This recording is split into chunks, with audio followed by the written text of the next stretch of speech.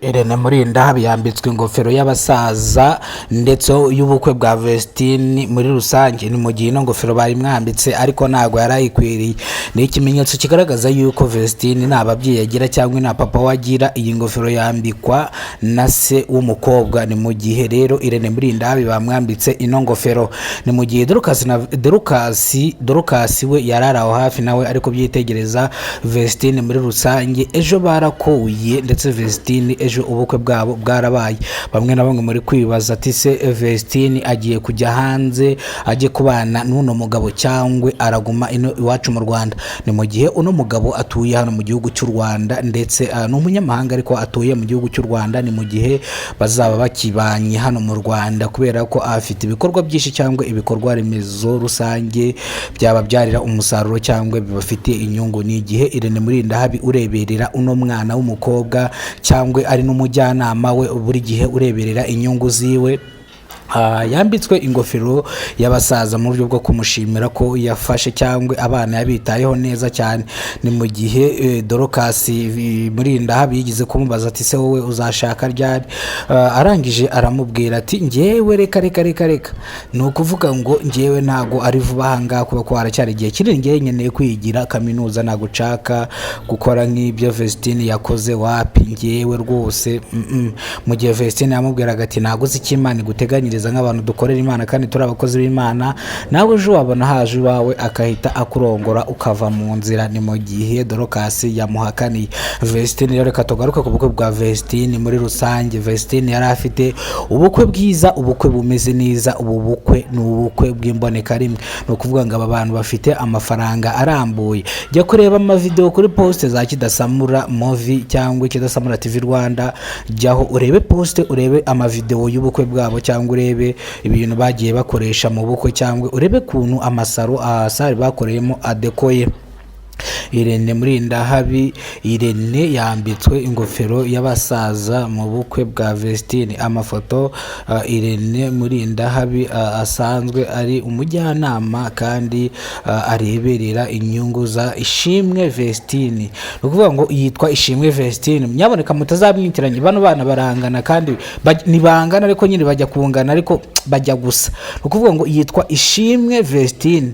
Ishimwe Vestine undi bakamwita Dorcas, sibyo? Biro bitazajya bibacanga rimwe na rimwe. Mu muhango wo gusaba no gukwa Vestine yambitse ingofero ndetse anahabwa inkoni nk'ikimenyetso cy'ibyishimo ridasanzwe. Ni ukuvuga ngo Irene, ni ukuvuga ngo Dorcas bya bintu noneho ni agatwiko k'amafoto.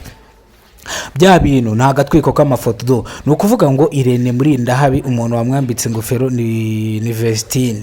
Ni ukuvuga ngo nta gatwiko nyine k'amafoto nyine yamwambitse impeta, amuhereza n'akantu ka ntago ari impeta, ni ingofero.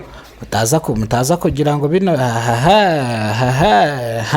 utazatera ibuye ku karere. Ni ingofero yamwambitse amuhereza n'inkoni y'abasaza, ariko etse inkoni y'abasaza yo ntago nayibonye no mu mafoto twafotoye mu bukwe bwabo, ntago yigize iboneka.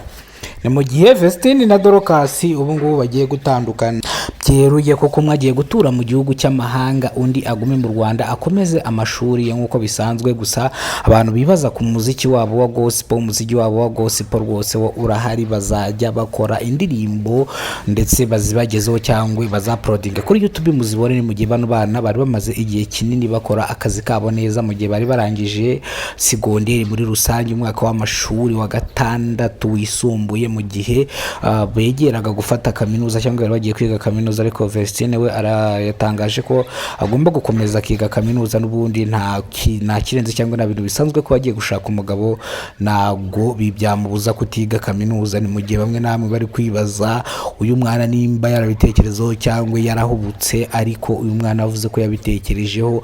Ubu ntago akiri umwana, ubu ngubu agiye kuba umugore. Kuva bakoye uyu mukobwa wamukoye aba yabaye uwawe, wemereye gufata ku kida umudari ukamubomora uba wamukoye rwose. Ariko nabwo akwangiye ni agahato karimo, urabizi ko gusambanya umugore ku gahato bihanishwa igifungo natagiye kubabwira, ariko bihanwa n'amategeko ya guverinoma y'u Rwanda. Ni mu gihe Kidasamura Movie ari hano kugira ngo abahirize uburyo burambuye cyangwa ubusobanuro bw'amakuru bwa Dorcas na Vestine, cyangwa ku gihenga bagezeho ibyegeranyo byiwe nawe, cyangwa abereke ukuri kose. Ese Vestine azaba hatese ubuzima bwe yabuteguye atese bimeze bite? Ibi byose murasanzwe murabisanga kuri Kidasamura Movie video twigize gukora, atongana none umugabo we baza kugacishamo, ariko ngo nazibanye zidakomanya amahembe barongera bariyunga. Murakoze cyane, Imana ibahe ubuzima buzira umuze. Yari Kidasamura TV mu mujyi wa Rusizi, ndetse nkorera hano mu mujyi, abazi hano mu mujyi wa Rusizi hano munsi